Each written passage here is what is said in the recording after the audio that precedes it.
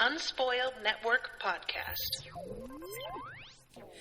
This is Spoil Me, covering Mage, Errant, Book 6, Tongue Eater, Chapters 13, 14, and 15. Debts Owed and Paid, The Long Goodbye, and Ambush at Half-Day Towers. In these chapters, Hugh pulls off a series of moves that reminded me a great deal of playing Magic the Gathering against my husband. It was just the hits just kept coming. Welcome to Spoil Me.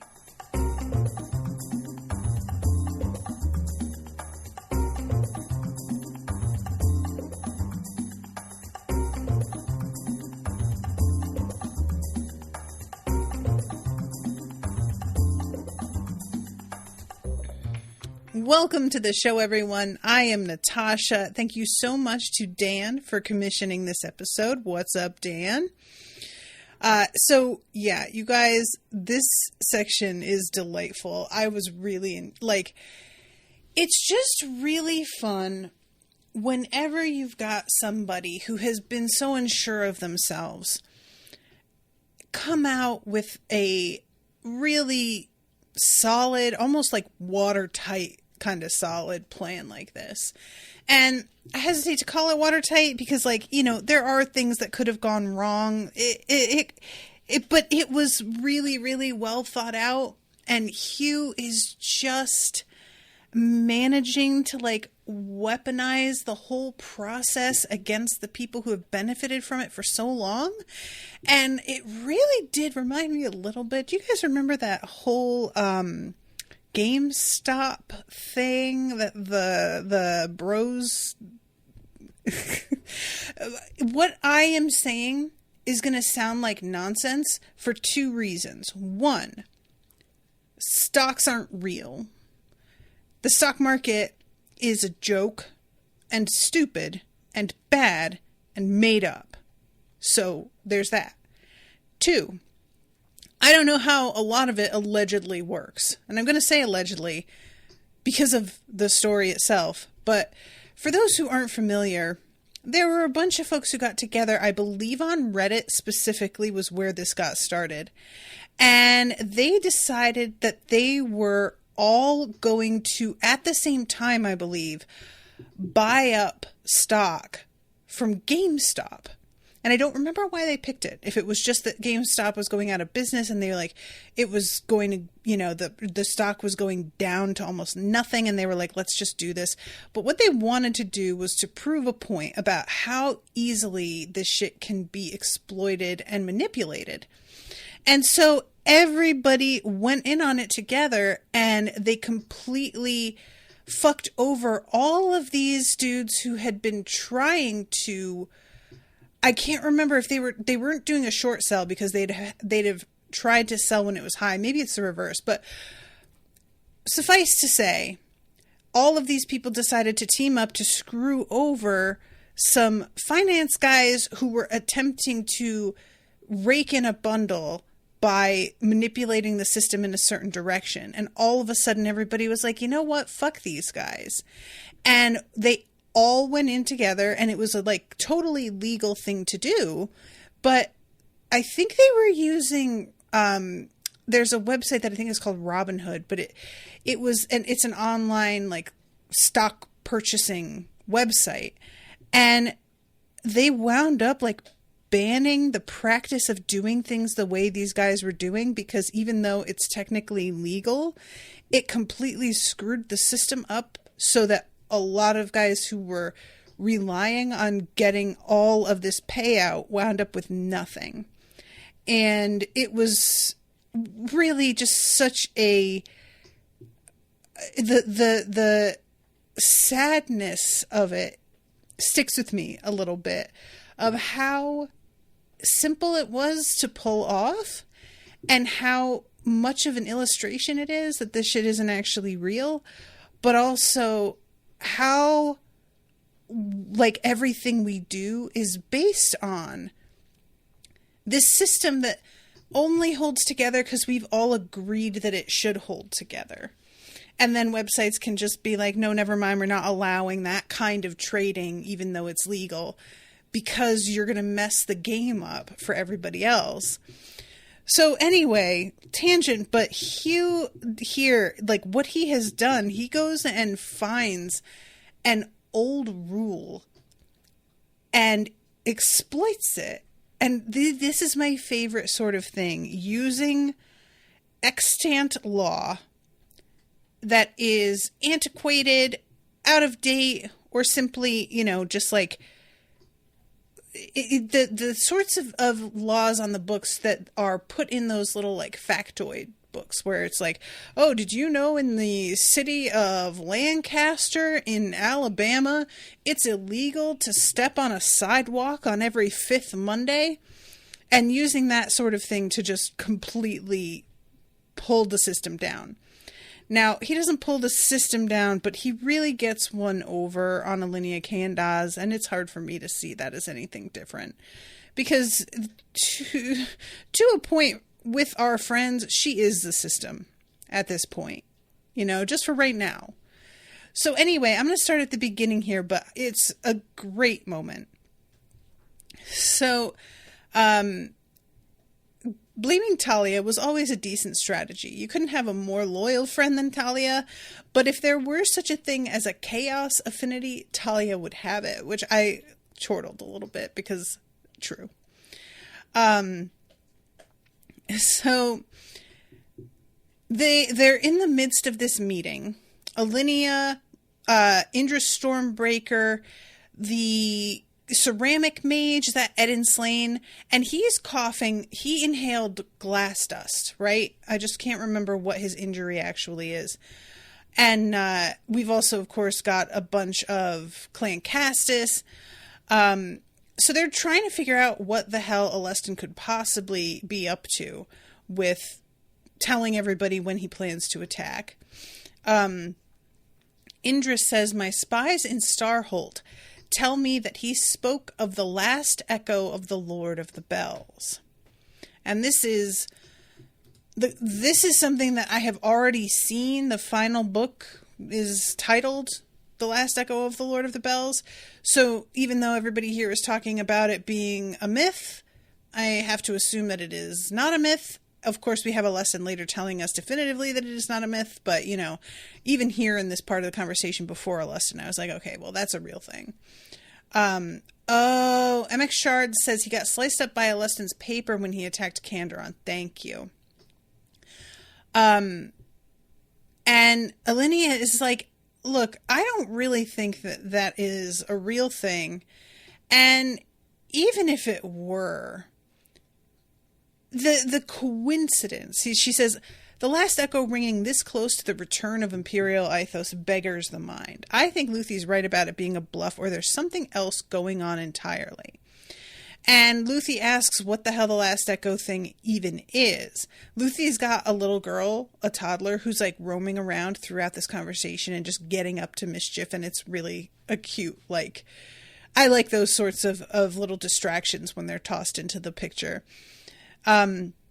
The last echo of the Lord of the Bells was supposedly the final revenge of the ruler, some sort of insanely powerful echo magic spell that would activate when Havath least expects it. It's just a folktale, though. The Lord of Bells' last stand was impressive enough. He held off not only a whole army, but 5 Havathi great powers at once. The only reason he fell was due to betrayal on the inside. And this is Alinea talking, and I was thinking to myself about how she says he died because of betrayal from the inside, and we know how Kanderon went down, and I'm like, it's funny that this census is so sought after / outlawed, because if anybody really stopped and did some of the math, I feel like things would really begin to fall together without that book. But anyway, so this is when Alinea begins to put it together that it's likely Alestin has taken something other than the alleged virus, this whole biological attack. However, as it is pointed out later by Clan Castus, she is a little blinkered by her trauma from the Blue Death. And even though her sense is chiming in here being like, this doesn't factor, this isn't working, she is so willing to believe it when everybody else is being fooled. Now, you guys know how little I trust Ilinia, and that I actually kind of think that she was behind the letter that went to Alustin that got him to betray Kanderon. And I fully stand by that. My opinion on that has not really changed. That said, I do not know how much I can ever trust her, because there are people who play games behind your back, but in your face, they tend to, make it clear they're playing that game. That they're up to no good, and it's just hard to tell exactly what direction they would move. The fact that they're playing isn't hidden, right? And that has seemed to be the way Ilinia moves, is that she is very upfront that this is a game, we're all pieces in the game. And I have sort of taken, and I've noticed this with myself before, I have taken her upfront nature in regard to admitting it's a game as evidence that I can trust her in the immediate. That I am able to, read her accurately. And I shouldn't do that. And this is, when I say I've noticed this about myself before, I can overvalue what appears to be frankness from people, and will be very disarmed by it, because I get so frustrated with people who are passive aggressive or withholding, or seem to be repressed by particular social rules that I don't respect or understand. I get so irritated with that when somebody just says things the way they are, a lot of the times I sort of confuse that quality with actual honesty. And they aren't the same thing. But I forget that they aren't the same thing. So when we have this moment here where she appears to take Sabae's word that he doesn't have anything else, but, maybe he stole something in addition and we don't know about it, I can't tell how much to believe that she is letting this go, and how much she already knows maybe what's really going on here and is playing dumb for her own reasons. So really, and I have to say that I sort of like this, because Ilinia is, she's a character that, if I'm right about the game she's playing here, I enjoy this type of character. Somebody who is unabashedly ruthless, and they got the reputation for being ruthless, but it was all stuff that happened in the past. And, you can sort of as a reader be like, well, the past is the past. And then you find out oh, that shit's not past. That was evidence of who they are.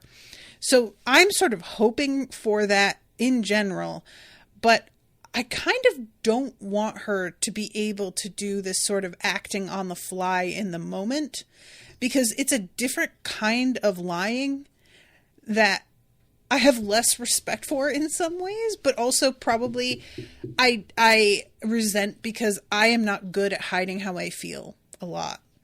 I don't tend to put much effort into it, because it's there's not enough of a payoff for the most part.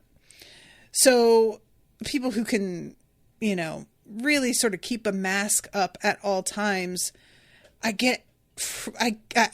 don't enjoy it, because it's a skill that I don't personally really have, and it's a lot more difficult to deal with somebody who is really quick thinking in the moment and able to like let you think you're reading them when they're just transmitting incorrect body language to trick you. That is super sus and something that's a lot scarier to me.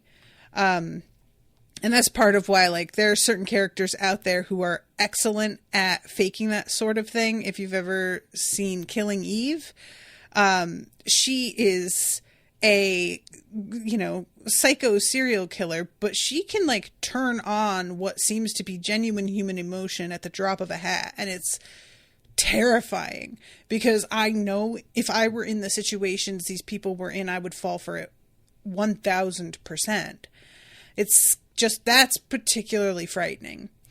So anyway, this is when Eudaxis, I forgot about this guy, comes in and says, do you remember those rumors we dismissed as unlikely about Alestin leaving some weapon behind with the Gorgons? Perhaps that's the weapon in question, and they intend to use it to break through Havath's defenses.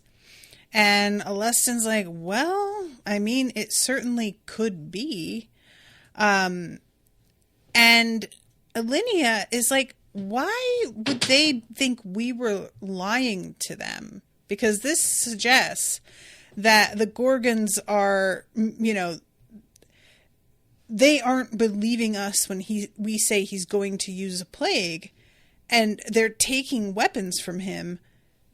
Why would they think that we are full of shit about this? And Luthie says maybe they think you want revenge for Kanderon's death, that your opposition to Alestin is just a pose, or maybe they think that it's awfully convenient you two survived when Kanderon didn't, and your commitment to Havath's destruction isn't as strong as you claim. Which was a very interesting suggestion that had not occurred to me. I know circumstantially why things went down the way they did, but I could understand from afar that you might rub your chin a little bit and go, I just think it's funny how. And Alinea is just like, I don't know, all of this is fucking off. Everybody's acting weird. Alestin isn't doing what he would be doing if the info we had is right. I don't like any of this. They get interrupted by Hugh walking in. And he is just out here.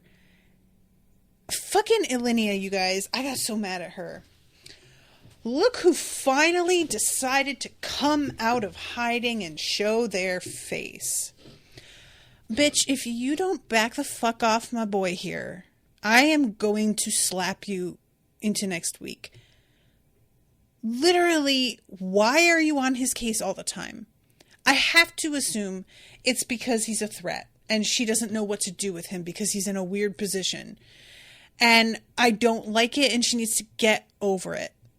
I really fucking, my hackles went up when she made this comment because it's just the kind of thing that people will say and be like, what, it was a joke, what, it's not a big deal, and like get really defensive about how you're overreacting when it's just absolutely not helpful, necessary, or even like really correct, because we know he wasn't in hiding. He was doing shit. And she just assumes she knows what the fuck was going on. It's just so arrogant and self-centered. I assume that because he was in mourning and couldn't deal with his master's death, that he vanished off the map because he just wanted to go cry in a corner. And you just fucking take your own word for it. Why? Why do you think you know him at all or what he would do? Ugh, irritated me. And Alinea is like a really great character because I find her fascinating and like want to know all about her and follow her around and listen to everything she says, but I also really don't like her. And I don't like her in a way that feels extremely real. So he's got a thing that's blocking, using macro to block all scrying for this whole area. And she's just like, that's kind of badass. I didn't know it could work for that large an area. And this is when Hugh is like, hey, Indris, you still owe me a favor. I'ma cop that right now. And she assumes, as does Alinea, that he wants to pact with her. And he's like, oh, no, not that. I have 4 warlocks here that need to be pacted to somebody. And I would like for you to handle that, please. And Indris is like, I'm going to need you to explain. But also, is this a trick? Because that's like a good deal for me and barely a favor for you. Like, and what we find out, Lydia gets so mad. Basically, he's talking about how, like, none of them being pacted means that they can be used as bargaining chips and pieces in the game, yada, yada, yada. But what he was proposing, low key, high key, is I'm just going to give you the game pieces and let you use them however you want, which will be highly beneficial to you personally and really is something you would likely have wanted to do without me calling in this big favor, which is weird, right? So he's doing this. He's got this set up. She agrees. Alinea argues for a while about how she would have done this. Her and Indris go back and forth about who could have set them up with the best pact partners. And she says, are you going to set them up with that idiotic lobster ally of yours? Alinea sputtered at that. Galatar's an isopod, not a lobster. And who would you pack them to exactly? Some horrid flesh-eating centipede out in the deep desert? I cannot. This is so... It's just... I didn't even know what was coming next. And I was already enjoying the hell out of this. So then Hugh is like, all right, so you agree to this. And she's like, legit. Let me take a look at these warlocks and see what I'm working with. And then Alinea's like, well, we have to figure out who Hugh is going to get contracted to now. So I am thinking, and he interrupts again. I don't think she gets a chance to say who she's suggesting, but I'm very curious about it. Oh my God. Emmett Shard says, if I recall correctly, Bierce has cited the Golden Girls as an inspiration for the Coven's interactions. I love it. Oh my God. Oh my God. Hugh, who is Rose? I can't, like, so Blanche is clearly Indris, right? Because, like, Indris is fucking around, I think. So Alinea would be Dorothy. Or Sophia. No, Alinea's Sophia, right? Kanderon was Dorothy, I'm gonna say. But who is Rose? I don't feel like I've met someone that feels like a Rose. But anyway, Hugh Stormward, once known as Hugh of Emblem, formally declare myself the heir of Kanderon Crux, the Crystal Sphinx, the doom of Ithos, the bane of empires, and the mother of liches. Which I don't know if we had heard all of those titles of hers. This is something I always really like find simultaneously great and cringy when a person's like something that a person said in the presence of a powerful human being offhanded becomes part of their official title. And you're like, what? Why? You know, like Daenerys Stormborn. Did anybody call her that? Like, did she just say, I was born in a storm, so I'm going to say Stormborn, and I can take that. That's legit. I'm not saying it's not legit, but like, how does that get established? The Mother of Dragons. It is something that she did. I'm not mad about that either. But it is a very particular way of saying it. You know what I'm saying? So anyway, the doom of Ithos, the bane of empires, and the mother of liches. It's a lot. So everyone freezes. And I love that everybody is frozen, but the little girl just sprints towards Indris, and they all just let her. Later on, this little girl is literally sliding down the bridge of Indris's nose like a slide, and everybody is like, oh my god, and Indris is cracking up. She loves it, which I find delightful. So, would you repeat that, Hugh? I declare myself Kanderon's heir. I do so fully comprehending that this makes me not only the inheritor of her worldly goods, but also responsible for her debts, responsibilities, contracts, and feuds. Ilinia slowly unscrewed her flask, then took a long, deep drink.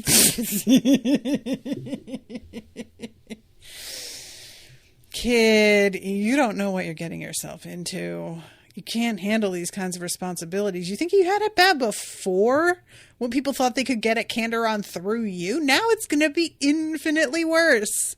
And he was just like, I said what the fuck I said. Is there anyone here willing to support my claim against challengers? Anyone who knows Kanderon and who is free of grudge against me or debt towards me? There was a long silence, and then a sound rose in Indris's immense throat. It sounded like a fleet of ships being ground together like rocks, and Sabae couldn't help but flinch back. The Dragon Queen was laughing. I have no grudge against you, nor do I owe you a debt any longer. Furthermore, I knew Kanderon for centuries, and I believed this would meet with her approval. And this is when I was just like, oh, okay, I'm seeing how it's all fitting together. This is amazing. So he got rid of the debt that she had toward him. And then by doing that, basically did her a huge favor. And after that was like, yo, is there anybody who may just feel disposed towards doing me a solid personally? Looking at you, lady, who I just handed 4 warlocks to. And when I said in the intro that it was like playing Magic the Gathering against my husband, Owen has a particular deck. We were doing that, the decks that are sort of organized around 4 different schools at a magic school. It's a very like, what if Hogwarts, but more well thought out. And he had the deck that's music focused. And what the point of that deck is similar to the like Echo affinity, where there's like a resonance cascade where if you get certain cards together, they affect another card, which affects another card, which affects another card, which affects the first card, and that causes it to affect the next card again and the next card again until he just does it's his turn takes like 15 full minutes, and by the end of it he had literally played 1 card, but now he's got 8 new 1/1 players on the board, each with flying, and I'm just sitting there watching it happen because I literally, unless I have a handful of instants to stop all of it, I can't do shit. And so I'll see him like do the first thing and I'm just like, what is this? And then everything begins to fucking fall into place and I'm like, oh shit. And that was the energy that this gave. Strixhaven, thank you, MX Shard. It's the sort of thing that like, as much as it's fun, I feel like that sort of deck works a lot better if you are doing digital playing, you know, if you're like on the Xbox or whatever. When you're trying to play in person and there are that many cascading results, it gets really hard to keep track, and it gets super frustrating for the person playing against you because it's, you know, an hour and a half and they've gotten 3 turns. And I got to a point where I was like, straight up not playing you if you're going to use that deck. It's so boring for me. I'm sorry. It's just not fun. So anyway, this is when Ilinia is like, oh, okay, I get it. Sabae, you fucking did this. And Sabae's like, I don't know what you mean, Grandma. Who would I learn something like that from? Yeah, it's just baseless accusations. So then we have Eden Slane staring at Hugh like a hawk. Slane might have been one of Kanderon's closest allies, but that didn't make him unambitious. She doubted that he fully understood this turn of events just yet, or that he was pleased at all. She expected he considered this a power play for control of Skyhold. He didn't say anything, or make a move, however. Wise considering the company. And it had not occurred to me that people would see this as a move for controlling Skyhold specifically. Like, I sort of felt like it should have come to me as the primary motivation. And I felt a little bit foolish that that wasn't the first thing that hit me about it. But it wasn't, because that just isn't... That's not to say that they couldn't make use of that particular aspect of this inheritance, for lack of a better way of saying it. But I didn't believe that was the primary goal here. And once we see that they are going down into the labyrinth, I'm not really sure what the primary goal is quite anymore. Like, I know he is going away in order to stretch this bond out, as he puts it. But I don't know if declaring himself her heir helps with that, if other people recognizing it assists with that magic, or if there's a whole other thing going on there, like maybe being her heir allows him passage through certain areas of the labyrinth that would have been off limits to him. I don't know. So then finally, Hugh again. As the heir of Kanderon Crux, it is my responsibility to tend to all her debts. I'd like to resolve the first of these now. What now? Alinea muttered. I'd like to call in the favor Rammel the Chained owes Kanderon. Would he even honor that? Luthi asked. Eudaxus nodded. Rammel always honors his debts. It's in his nature. He can't do otherwise. I doubt he can even conceive of it. Which I thought was really interesting. That, like... It's like a compulsion. It made me think of the Fae. And Alinea is like, so what do you want to do? Do you want to pact with him? Would that even work for your magic? And he was like, no. I'm not going to pact with any great power. Kanderon's alive, as I keep saying.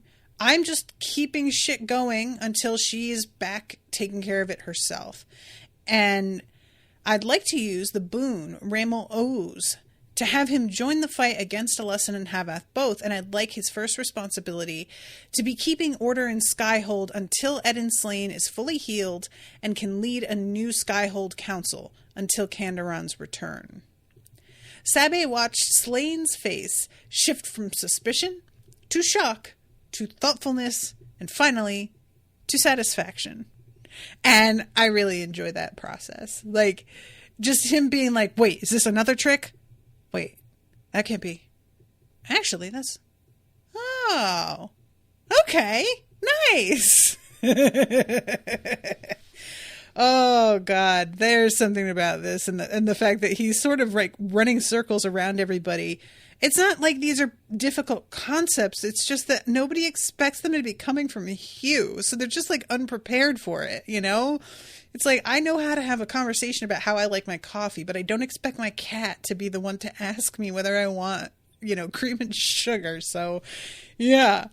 And Alinea is like, dude, you could have run all this by me. I could have helped you out before we had this meeting and you wouldn't have had to grandstand like this. Why did you do it this way? And Hugh is like, you did not take me seriously. Nothing I said, you didn't want to hear it. And I know if I came to you and just tried to tell you now, you wouldn't have listened either. I had to grandstand because otherwise you don't give me a thought. And Alinea doesn't even argue. She's just like, granted, yes, I do not take you seriously. Like, there's a real sense for me, even after this, that she doesn't take him seriously still. You know what I mean?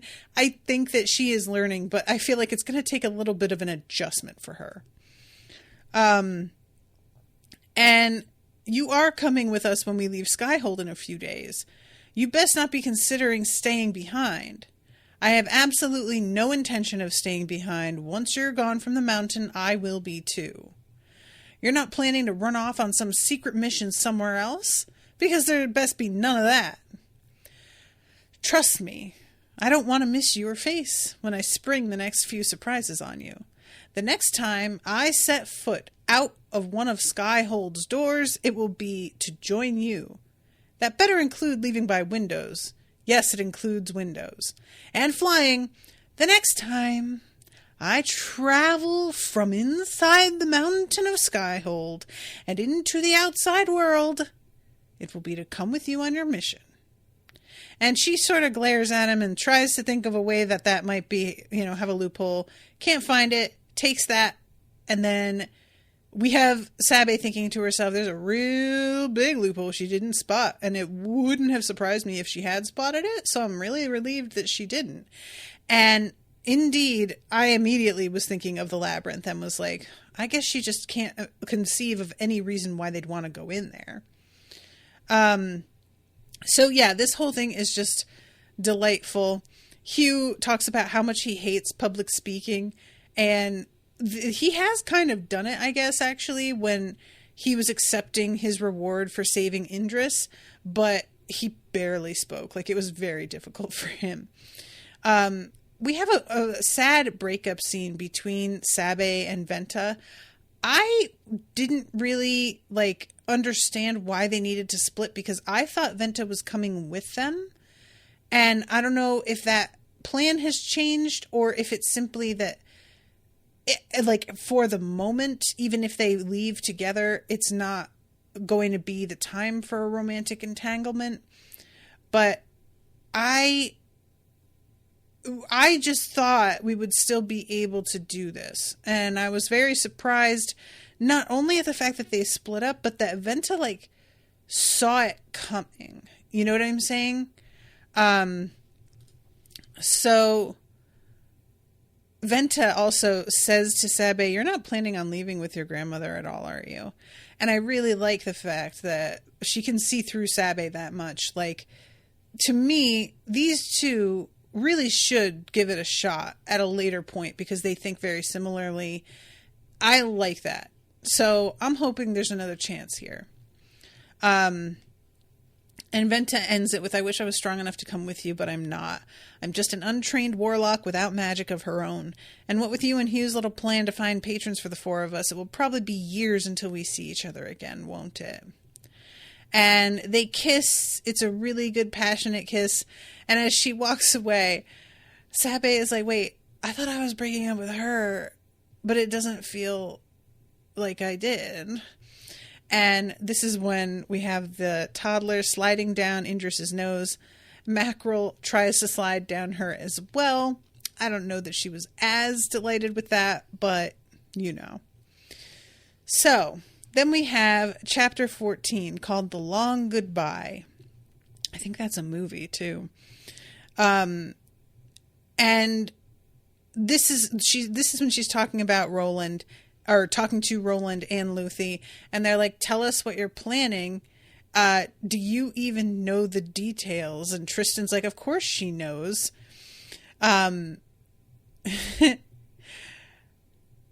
Sorry, they go back and forth so much. You're confident about how good your wards are, right? She says to Rafe. I'm serious. Do you think your wards can hold up to great power level scrying?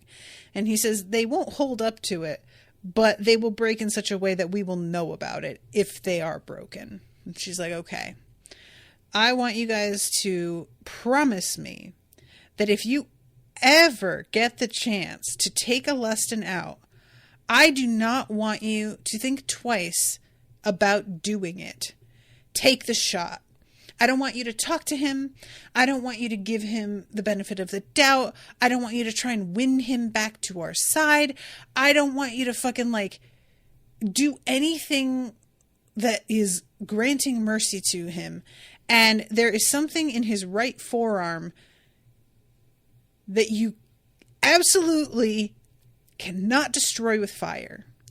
To which her brothers are like, that's so weird because, you know, like, if those were plague vials, you would want us to destroy them with fire because fire kills plagues. So it's almost like you just said he's got something other than plagues. I know that's crazy. It just sounded like what you said. And she's like, fuck. I can't believe I just just blurted it out. This is when they're like, yeah, we know you aren't telling us the whole story. And she is like, all right, fair, I'm not. But just because you know I'm not telling it to you doesn't mean that now I can just spill my guts and tell you exactly what it is. Kanderon told us explicitly not to let anybody know what this was at play. And Lucy is like, oh my God, is it the ravenous child? And she's like, the what? I'm assuming that this is the child made of teeth. If I remember correctly, that was like in the vault. Truly, what a horror show, you guys. Oh my God. Labyrinth escapee from a few decades back, one the hidden clan barely managed to contain, and with only with the help of Heliothrax and Kanderon. There wasn't much the hidden clan couldn't handle. There was a reason they were the only clan truly feared by Clan Castus. They might claim they were also afraid of Rana's clan, but the hidden clan was something else entirely. Have we heard about the hidden clan, you guys? I don't recall if this is something that like got mentioned and it just didn't, ping me at all and I let it slide, or if this is the first time we're hearing of them, because it felt like the first time, but I may just be, there's a lot to keep track of in this story, so I may just be forgetting about it. So just the fact that they had been like working on it and found it difficult at all, but the fact that they needed two great powers' help really points to how difficult this fucking thing was to manage. And she's like, look, it doesn't matter what it is. All you guys need to know is that Kanderon found the prospect of it getting out genuinely terrifying. It is a huge risk to absolutely everybody. And they all have like a hug moment, and Rana says this would be heartwarming from any other family, but the fact you're hugging over murder plans rather detracts from that, and that is a good line. So they go back to Hugh's room. Godric isn't there. He is in his dad's apartment still. Hugh has packed everything up, and the place looks kind of bleak without it. And there's this interesting moment.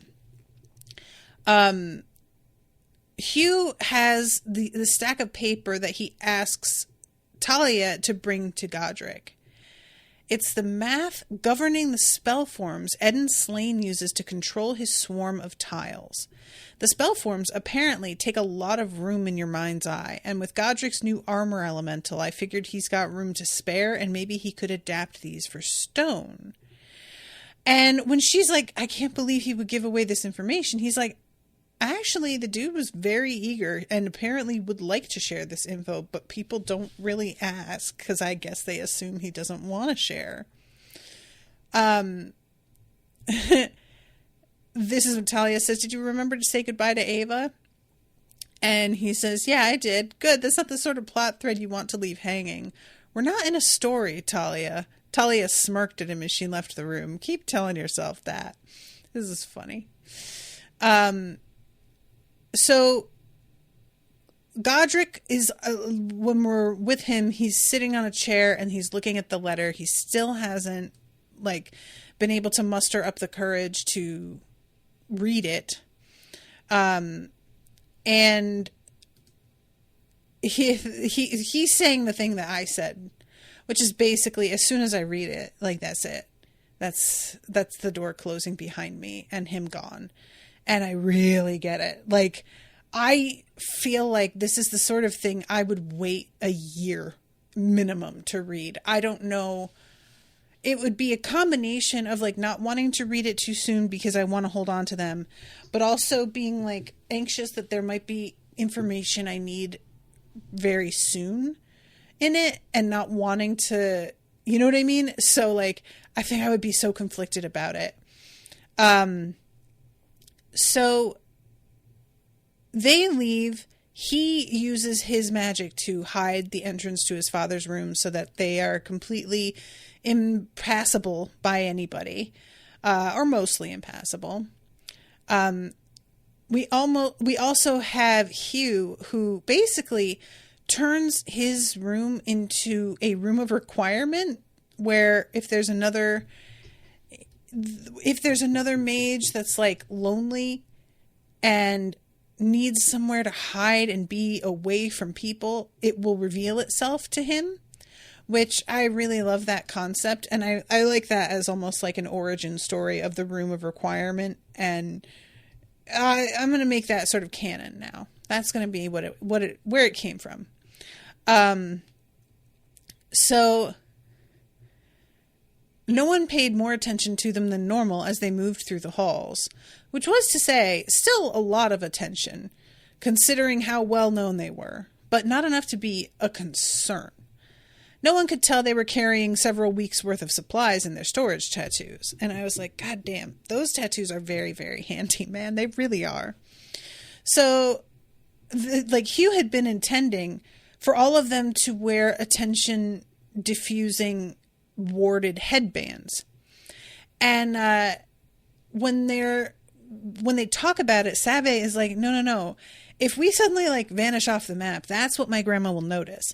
We have got to be seen just living our lives and walking around like normal without a particular objective in mind. And that is what will throw her off and let her guard down. I was like, that's a really smart move, actually. That didn't occur to me.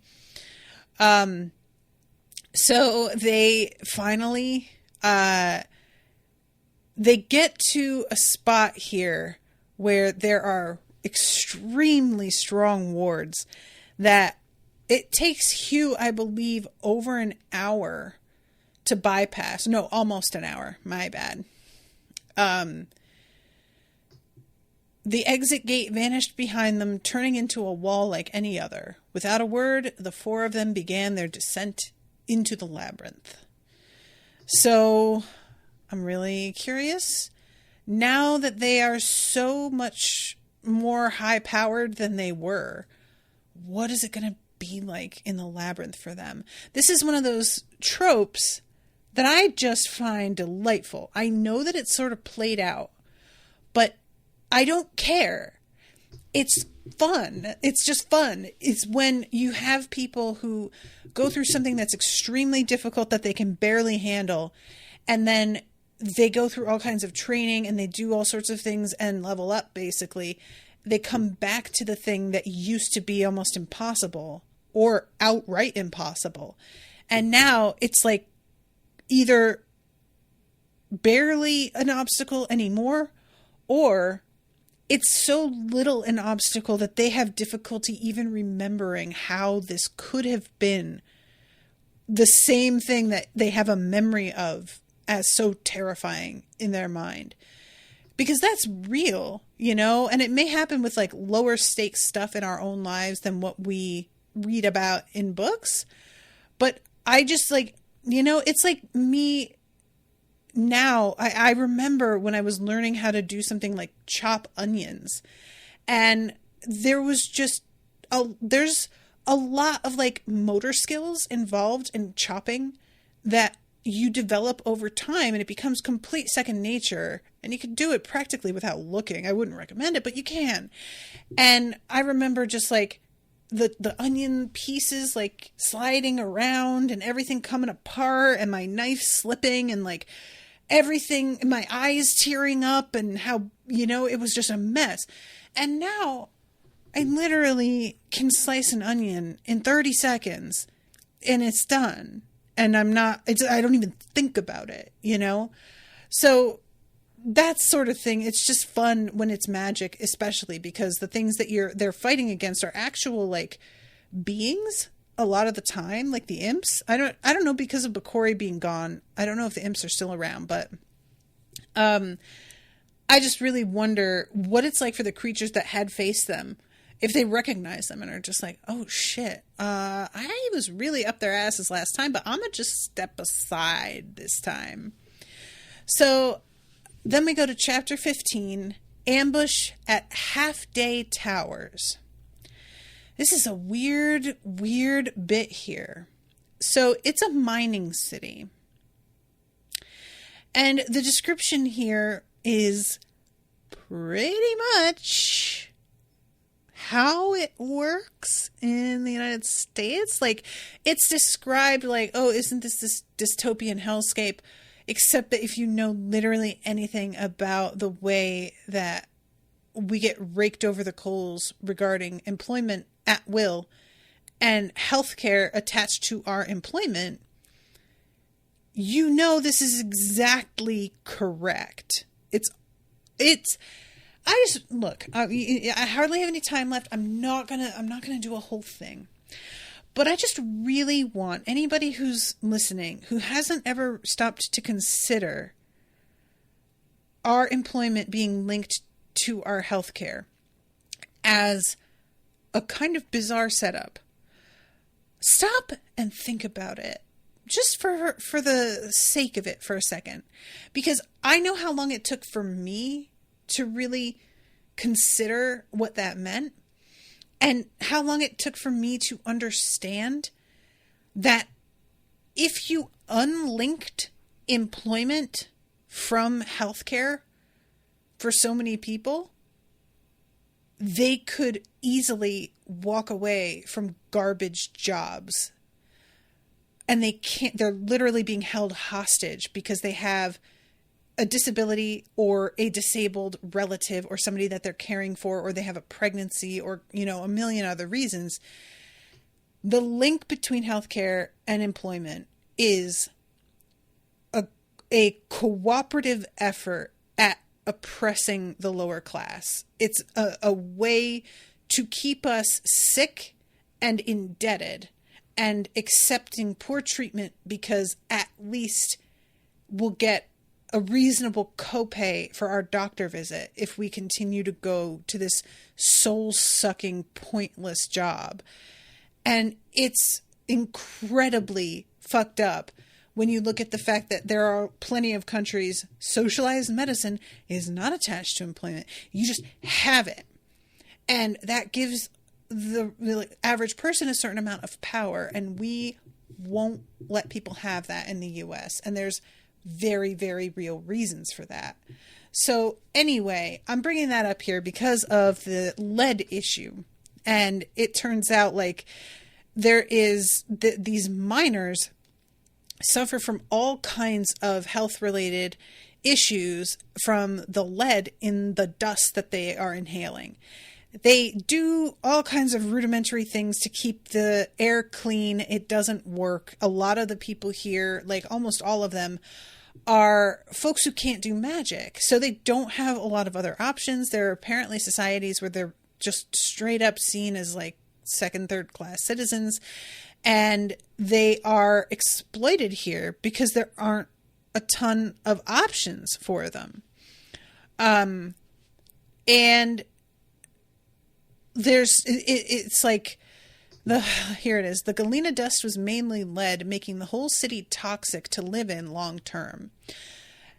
And it caused a host of health problems. It took entire teams of healers and lead mages working together to clean out a miner's blood, and the owners sure weren't going to pay for it. More than a few miners saved up their pay for years to get the lead cleaned out of their blood when they returned to civilization, only to have it all wiped out by the price. Even then, it still often left lingering effects on their health. And you guys, this is just so devastating and so correct. This is the other part that like we don't talk about is so many of us have grown up hearing about like working and then retiring. And how many of us have actual retirement accounts? Like, I don't mean, do you have an IRA you put money in? I do. But is that money anything near what you would need to retire on? Because I will tell you right now, I think I like just passed $3,000 in mine? No. That wouldn't even be enough for me to get by for the month. And none of us are working jobs anymore usually that have a pension plan. Like, that's just not a thing anymore. And so if our employment is linked to our healthcare, and if we also don't have pensions, and if we're also not making enough to pay for our own retirement, when millennials reach the retirement age, I don't remember what we decided it was. I know we raised it yet again to something like 73, something absurd. What is going to happen? It's going to be a real fucking problem. Anyway, so there's also this awful, because they were mind blind, none of them could use contraceptive cantrips, and unwanted and unplanned pregnancies weren't uncommon. There were solutions, but the healers and alchemists had been driven out of civilization for being drunks who killed their patients. So, yeah, you can go get a back alley abortion and potentially bleed out, or you could have lead poisoning, or you could have the kid and give them lead poisoning from your bloodstream, and then they go into mining work and also get exposed to lead here. It's just like, and it says Half Day was often referred to as the city without children. Night's Waste got thrown down to the base of the cavern between the columns, filling the city with a horrific stench in the lower levels. The only non-horrible part of the mining operation was the fact that the smelters were several leagues away. And honestly, it sounds horrific. So Alustin is just like, yeah, I don't want to be here, but here I must be. And he knows this part. Alustin had to deal with keeping the encampments for his scattered forces hidden. Neither of them was enough to keep an open encampment of troops hidden, so he'd scattered his forces in small encampments across the Skyreach range. He did have some advantages. Unlike a normal army, his forces were entirely mages, and he simply didn't have as many troops to hide. There were sound tactical reasons why most armies included regular non-mage foot soldiers. But a small, highly mobile mage army needed huge amounts of food, which offered Alustin's foes chances to track down his forces if he didn't hide the shipments well enough. He had turned to smugglers who had plenty of experience moving goods surreptitiously. He'd sent out feelers to several of the larger criminal organizations and had arranged several meetings. The first few had been uneventful. This meeting in Half Day was especially promising. The Rune Syndicate was led by the descendant of the royal family of Rune, which had been conquered decades back. So, Alustin is kind of feeling like positive about this meeting. And it says, let's see, Rune had been long conquered when Hellicote fell, and the syndicate that shared that kingdom's name had never been an ally of Hellicote. But Alustin had absolutely no qualms about sacrificing their forces to the Tongue-Eater along with Hellicote's old allies. The latter deserved it, in punishment for failing to aid Hellicote in time, but killing off large numbers of mobsters would be a boon to the whole continent. And I was just like, this man can literally rationalize why and killing anybody is okay. Like, he comes up with reasons, but it's really what it comes down to, dude, is that it's always going to be fine with you. Like, you don't need to come up with reasons then. I know that you will always be fine with it. Can you just admit that that's all it is that you just want to, and so who cares? Fuck them. It's just always what it is. So this is when we have the conversation between him and Matten, who asks about, one, why are you telling everybody when you're going to attack? Excuse me. And he says, he brings up the last echo of the Lord of Bells. And he says, it's going to ring on the anniversary of Hellicote's death, and it will tear Havath's defenses apart and give us the opening we need. And Matten is like, are you sure that it's not some super weapon that you took from the vault? Inside Alustin's storage tattoo, the Tongue-Eater began to shake and whisper as though it were jealous of the last echo. I'm sorry. what the fuck is that? I don't care at all for that. No. Something about that, man. Even when it was like whispering, come and open the tongue eater and then I'll take your mind, I was less creeped out than it being like, I bet your weapon isn't as good as me. Like, ew, what? No. Doubt it. Moving on. So then he says, even if I really had stolen a weapon from the Skyhold Vault, you'd have to speak to Karna Scythe about that. So the rumor about him leaving a weapon with the Gorgons apparently is correct. He left the chitin wand. And Alustin had only left it with her because the only people who like knew how to use it were him and Kanderon and Bakori, at least as far as his allies knew of. So he basically gave them something to like obsess over that's not going to be effective for them in any way. And let's see. It was definitely convenient to let his allies assume the Last Echo was just a cover for something he'd stolen from the vault. Spreading true knowledge of the Last Echo's nature would weaken or even defeat it entirely. And I was really interested in that. The fact that, like, this is the kind of weapon that needs an element of surprise. So what does that mean exactly? You know? So the man he's been doing his deal with teleports away, and Alustin is like, you know, like I said, feeling pretty good about this. The dude didn't sense his storage tattoo, even though he's got like some spatial magic. And for a minute, he's like, all right, we're in business. And he's flying on his paper wings with his paper armor. We get a mention of the glyphs that he has written on there. Their lines were impossibly sharp and precise, far beyond what any human could draw with their hands. For that matter, they were beyond even normal ink mages. Alustin's combined ink and paper magic let him achieve feats impossible for any mage that had just one of the two affinities. I know that this isn't the time, but as somebody obsessed with stationery and stuff, and like crafting, don't you just like want to see what that looks like? Because I do, really bad. I'm really like, what is that even? I can't even imagine it. You know what I'm saying? Anyway, the combination made for what was commonly known as a book mage, allowing for some truly unusual works of magic. Alustin's ultra-precise glyphs were more mana-efficient, reliable, and responsive than normal glyphs. And he's thinking about, like, it's a marginal thing, but all of that margin adds up to like half the page, so, you know, it's nothing to sneeze at. And then he gets attacked. The Habathi are here.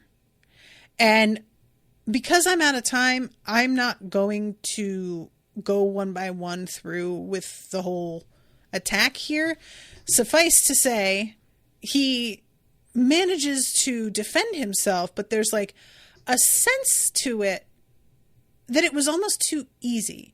There's a vine mage who is able to like create vines way more quickly than you would normally see. And he's just sort of like, what is the deal with this lady? So he pulled out a glass bottle and hurled the bottle at the vine mage, and it ignited instantly on contact with the air. And he's thinking to himself, yeah, that's right. Because everybody thinks, since I'm a paper mage, I'm going to avoid fire, but not always, bitches. And he comes out into the sunlight. There's a moment here that I thought was a little confusing, and I'm not totally sure. So, he says a bunch of incompetent gulls at Havath couldn't even be bothered to send anyone worth fighting. What was that? Celia asked. Alustin felt cold all of a sudden, but he tried not to show it. A Gulset was a herdsman so ugly and foolish you couldn't tell him apart from his animals. It was a common insult in the Chert Hills. Alustin had, until a few heartbeats ago, never heard the word Gulset before. So this is the tongue eater leaking, right? Sir, I'm gonna need you to have a little bit more respect for this thing. You're just carrying around in your fucking, like, space, like it's, self-contained. Put it in another thing. Like, do anything. Layer another protection around. You can't, like, I don't like that it felt jealous and then all of a sudden this word. It feels like it's poking at you. I don't like it, and you are being so cavalier. I know that you have no sense of self-preservation really beyond, this one battle where you open this up. Sir, truly.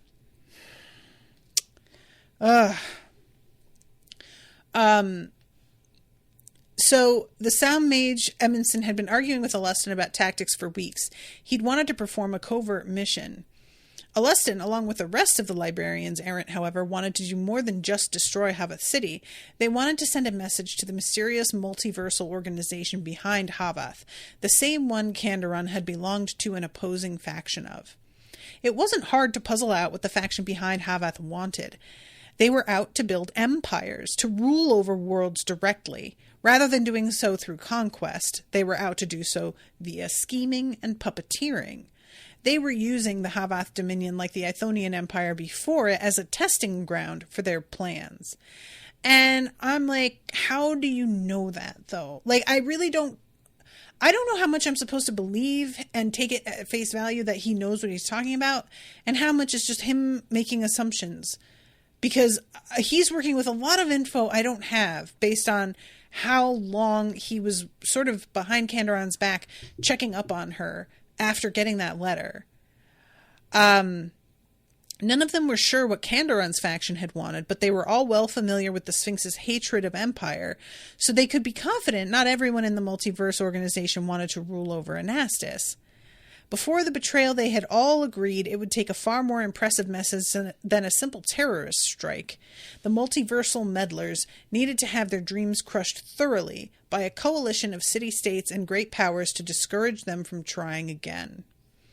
None of the other librarians errant knew how far Alustin meant to go, though. Even the message they were planning to send with the chitin wand and the invasion wouldn't be enough. And I'm just like, yeah, we get it, dude. I mean, sir. What? The obvious conclusion was that the imperialist faction had provided the Ithonian Empire with the Tongue Eater and the knowledge to use it, that they had condoned, perhaps even planned, the atrocities that the Empire had committed, that they'd been behind the horrific linguistic experiments on tens of thousands of people and the millions deprived of their languages and sanity by the Tongue Eater in the name of conquest and stability. Alustin was going to shove the sins of Havath and their hidden backers right down their throat. And again, don't know how much to believe him. Don't know whether, what real evidence he has of this. Once the chitin wand had shattered Havath's labyrinth and flooded Havath City with mana, Alustin would use that flood to destroy the Tongue Eater and release its devoured languages. He was going to achieve Kanderon's own aims by means she had been too fearful and regretful to contemplate. And he flies off, trying to ignore the fact that the Tongue Eater is whispering louder than it was before. Nope. Don't like that. All right, I'm way over time. Time to wrap up. Thank you guys for joining me. Appreciate you a lot. Thank you, Dan. Until next time, toodaloo, motherfuckers.